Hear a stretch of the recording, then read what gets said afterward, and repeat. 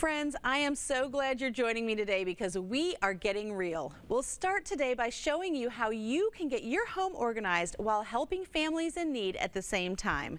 Next, I'm taking you to Gaylord Springs Golf Links to explore all this award-winning facility has to offer while giving you some prime putting tips from a pro. And have you seen the He Gets Us ads on TV? Well, I'm going behind the campaigns to discover how they are helping restore hope, love, and forgiveness now more than ever.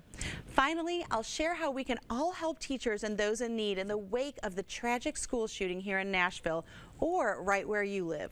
So get ready to open your hearts and minds a little bigger, because this is the Sami Cone Show. From the NewsChannel 5 network, this is the Sami Cone Show. It's that time of year where we're all looking to organize our home, but what if I told you you could do that and help others in the process? Well, my guest today is going to help us do just that. Christy Edwards from Neatly Balanced. Welcome to the Sami Cone Show. Hi, thank you for having me. Well, I'm really excited. You have helped me in my home, and you have a really unique way of helping others not only get organized, but really giving back. And we'll get to that in a second. Yes. But can you give us just some real straightforward tips that people can do today to get their homes, offices, kitchens more organized? Definitely. Yeah. I always say start with velvet hangers. Most everybody has these white plastic hangers or even the metal ones that you get from a dry cleaners. Invest in velvet hangers. It keeps things from slipping. It keeps things on there, and you can also get over 30% more storage in your closet. Can you hold up one of like side by side of like the plastic, and because that we all need more storage. Yeah, that's a drastic difference, and I agree. Like you can get those at Costco. Yes. Like it's just a great. And while you're holding hangers, yes, you have another tip for what to do in your closet with those. I tell my clients every January 1st, celebrate New Year's by taking 5 to 10 minutes and turn all of your hangers backwards. So normally your hangers are in your closet like this. I say take every single thing out, turn them around and hang them this way, and then when you wear the item, turn it back and hang it the correct way. Gotcha. At the end of the year, anything that's hanging backwards, you realize you haven't worn, and it's an easy way to purge out what you're not wearing. So you have that visual then of what you've worn, what you haven't worn. What about in terms of like seasonal hanging? That's something that I always wonder too. Like, should we have like take all the sweaters out after winter, or what's the tip for that? It depends on your storage space. I mean, I do because I don't have a huge closet. Okay. And I usually fold them and put them on the top shelf so that they're visible for when I do need them, but they're not in the way.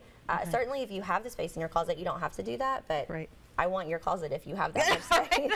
That's a whole nother level. And speaking of closets, I know we're focusing on this because I think you also talk about like small spaces are a great place to start. So we talk about kind of going clear, but this, I mean, this comes in our boxes from Amazon. What are we doing with this? Everybody gets too many of these in your packages, but most people just throw them away. I say hold on to them because they're great to stuff inside your purses when your purses are not being carried and are on your shelf taking up space. It keeps them from getting flattened and losing their shape. They're also great to put inside your tall boots. Keeps your boots tall. Such a good idea. And it also helps them not slouch and lose their shape as well. I struggle with that too. I've heard like pool noodles. You can cut up pool noodles, or you can, but sometimes they get flaky and they start to peel off. That's a good point. These are great. Well, and then we've got this clear bin here. Yes. What's the importance of the clear? I always try to encourage my clients to not need storage bins at all because you're trying to move out things you're not utilizing. Right. But for those things that you have to store, always get clear bins. That helps you be able to see what's inside of them so that you don't have to pull every single thing out. You can look at the bin. You can even put tape on the back side of it showing what's in it. It's just much easier to be able to see what's inside. Yeah, and using clear. And why do you recommend pulling everything out of the closet? That seems kind of scary. And it does. We did that. Full disclosure, you helped me with my home office, and I think at first I was really excited, and then I think there was a moment you had to be like, Sami, are you okay? Just breathe. Just breathe. Yeah, it can be a little overwhelming, but it helps you see everything that sometimes can get tucked in those nooks and crannies and hidden spaces that you've totally forgotten you even have. So pull everything out, then you can see what you want to keep. Which I did, and it's almost like going shopping in your own closet. Yeah. It's like, oh, I forgot that I got that. I always say Merry Christmas. Yes, totally was. Okay, we've got the kids' books here because you say to get the kids involved. What's your quick tip for that? Yeah, I always say the sooner you can get kids involved in giving back and helping those less fortunate, the better. Start them out on the right path. I always say by their age. So if you're 4, have your kid pick 4 books, 4 stuffed animals, or 4 articles of clothing they don't wear, don't like, don't read, don't play with. And start there. If your kid's 7, have them pick 7 items. Okay. And then is it replacing, you know, how do we encourage them? Because sometimes when you say, it's scary just to get rid of something, right? Well, I always try to put it on an elementary scale, but explain to them, you know, there are some kids that don't have any toys at all, or don't have any books at all, or don't have, you know, the pants that they need when it's winter, or the shorts they need when it's summer. So again, just kind of encouraging them to get rid of things they're not using anyway and help kids that don't have what they need. Speaking of helping those that don't need, one of the things that drew me to you was why you started doing this in the first place, and that really was to help others. I think so many of us are used to the, like, you know, throw everything in a bag and take it to Goodwill, which is fine, but you have a special way that you help actually make use of the things we don't need anymore. Tell us about that. Well, I've spent the past 10 years partnering with multiple organizations around Greater Nashville that are actually doing hand-to-hand help for those who need it most. So these are organizations I've gone in and volunteered at, worked with, taken my own things to. And I like the idea of them helping the others with free items, not necessarily having to charge for the items people are coming to buy. That's great. And there's a special yard sale that's coming up too? I work very closely with Nashville Anti-Human Trafficking Coalition.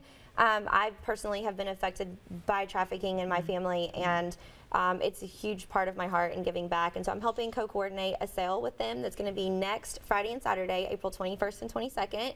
And all proceeds are going to NAHT to help provide help for all the women that they help get off the streets and save from human trafficking. That's awesome. And you're doing the porch pickups? Yes. About that, we've got just a few seconds left. I've waived my fee, which is normally $20 per pickup. I'm waiving all the fees for March and April, and all donations are going to the sale. It's incredible.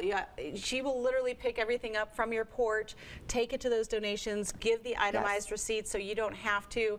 Such a worthy cause. Thank you for telling us about it. Make sure you follow Christy at Neatly Balanced for more information, how you can participate and give back to those in need.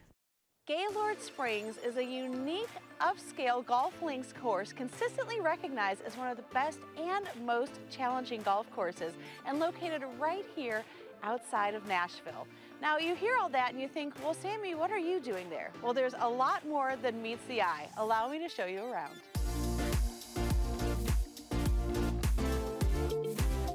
Welcome to Gaylord Springs Golf Links. Enjoy your round. Golf Week named Gaylord Springs one of the top classic and modern courses in Tennessee, as well as the best course you can play here. I'm joined by Director of Golf, Harry Taylor. You know, when you come to Gaylord Springs, you're coming to a true golf facility, and it's just a unique property for this area of the country. From playing a beautiful 18-hole golf course, we've got great practice facilities. You know, one of the things that's great about Gaylord Springs is our Golf Institute.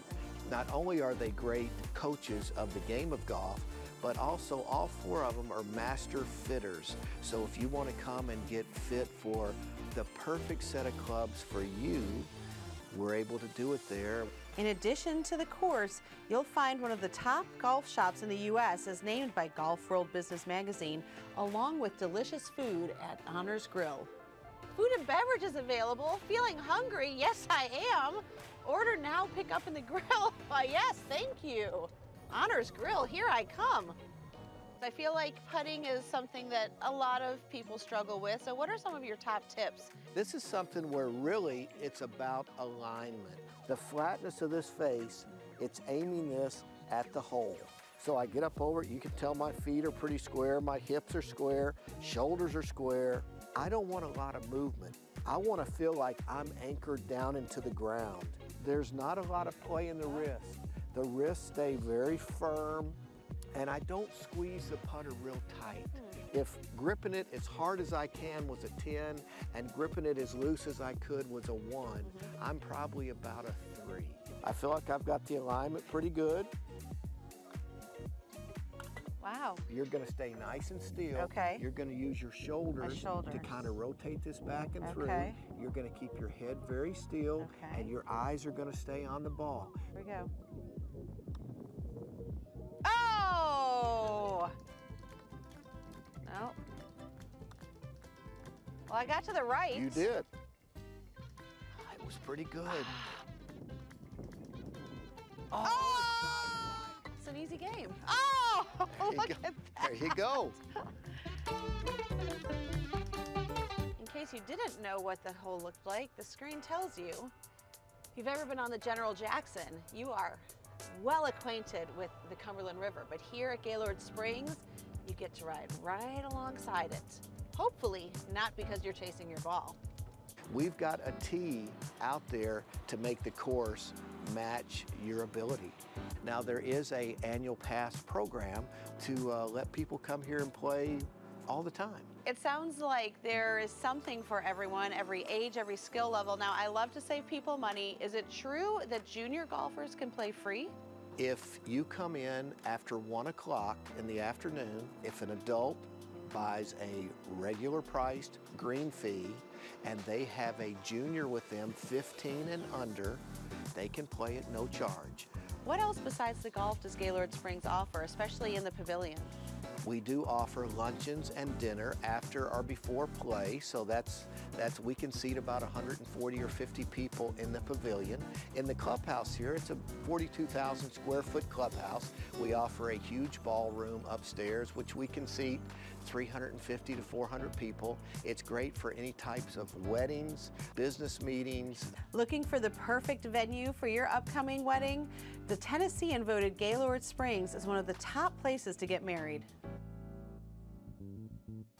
Book a round of golf at GaylordSprings.com or a private lesson at the Nancy Corsolino School of Golf and get your swing ready for spring tee time.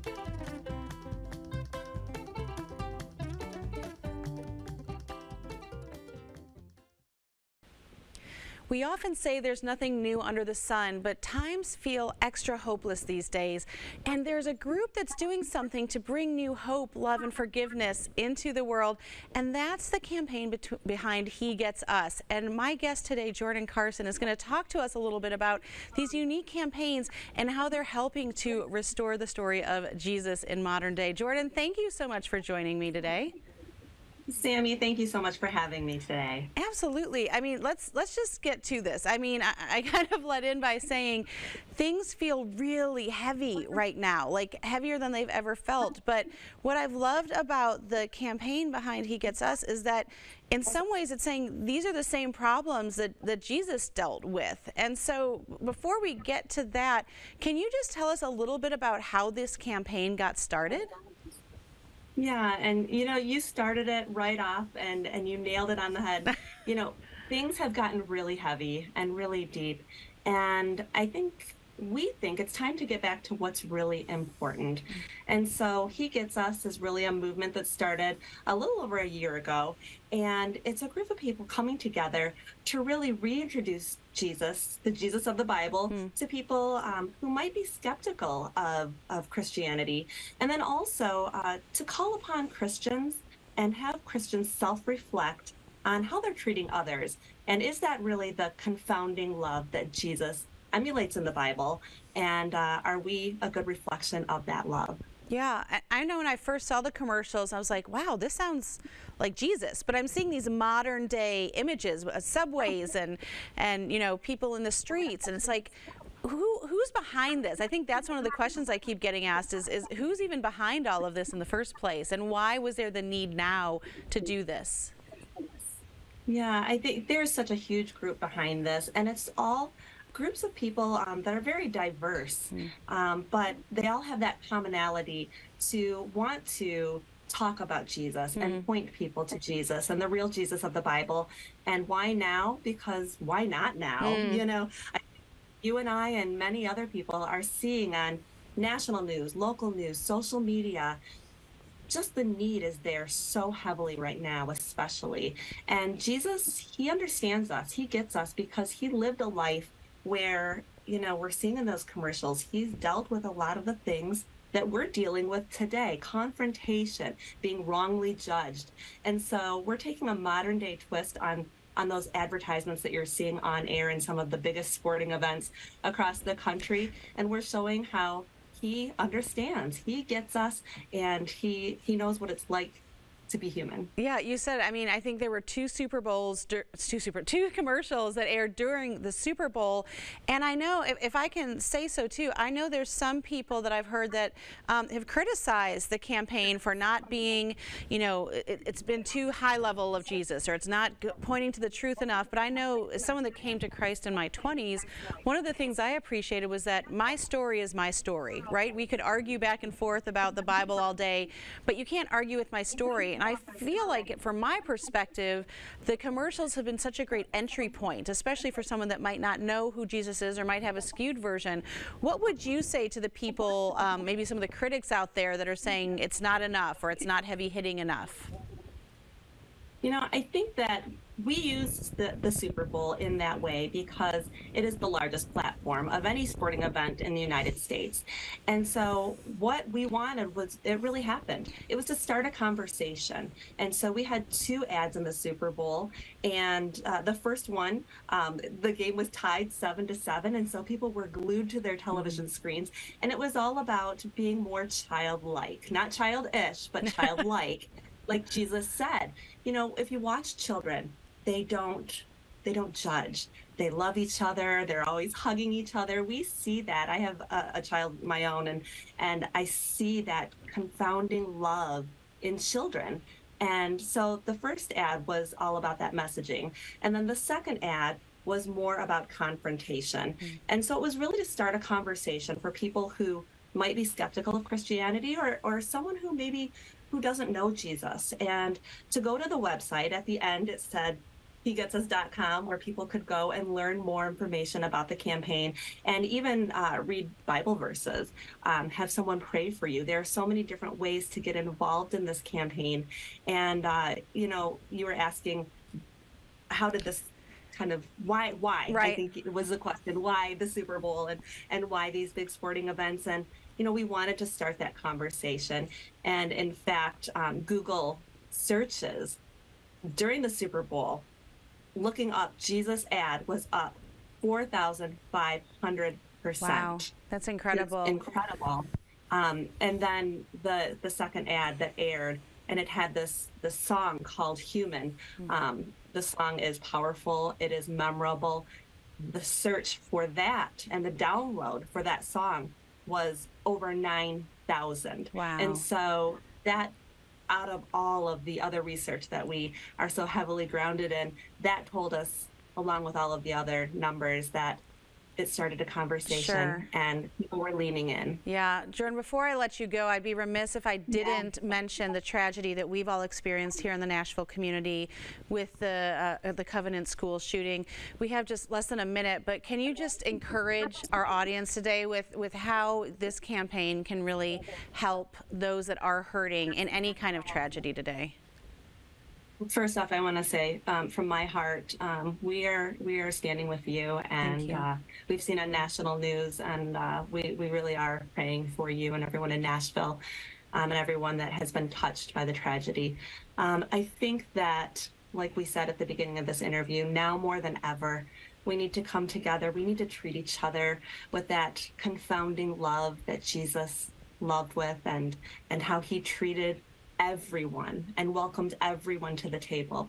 And so people can learn more about that, learn more about Jesus, and everything that this campaign stands for by going to hegetsus.com. And right now is really a crucial time for everyone. Yeah, thank you so much for joining us today. Make sure to go to hegetsus.com for more information. Thank you, Jordan. Thank you so much, Sammy. Yeah. I don't know about you, but when tragedy strikes, especially close to home, I want to do something to help. And I know so many of my friends feel that way too. So today I'm here to help you help those when they're hurting, but also to help the helpers. I've got a couple of practical tips today, but one of the things that was shared with me, especially in light of the Covenant School shootings, was to just reach out to your teacher friends, reach out to those that you know in the community, and if for some reason you aren't close enough to the tragedy, then just reach out to the circle around you. And these are some ways that I found that have really helped me in those times of when people are hurting. The first is to bring a meal, but maybe not in a way that you would expect. A lot of people are bringing dinners, and a lot of people are doing that right when tragedy happens. But what I recommend doing is bringing a dinner kit. So making a taco kit, making something where you've got the components put together, but maybe it's not all in one, so that if people like different things or they want to put it in the freezer, it's there available. Also, make sure that you use reusable containers that you can leave with the family or friends, that they don't have to return back to you. That's going to make it simpler on everyone. or you can even just get gift cards, or something like a case of water is really helpful as well. Speaking of, when you're bringing things to help people, bring supplies too, or in lieu of a meal. If you're like, I'm not a cook, I don't want to do that, just bring some supplies. A lot of us already have things like Kleenex and paper towel in our house if we shop at the big box stores. So bring a couple of those, because a lot of times we're going to be hosting people in those times of tragedy. But plates, cups, napkins, silverware, that's all really helpful to have too, that can be thrown away and you don't have to clean up the kitchen. Talking about cleaning, I know that that's something I don't like to do in normal circumstances, much less when I'm grieving. So offer to come help, and like I said, say maybe you're not bringing a meal, but say I'm willing to come help clean up after the meal.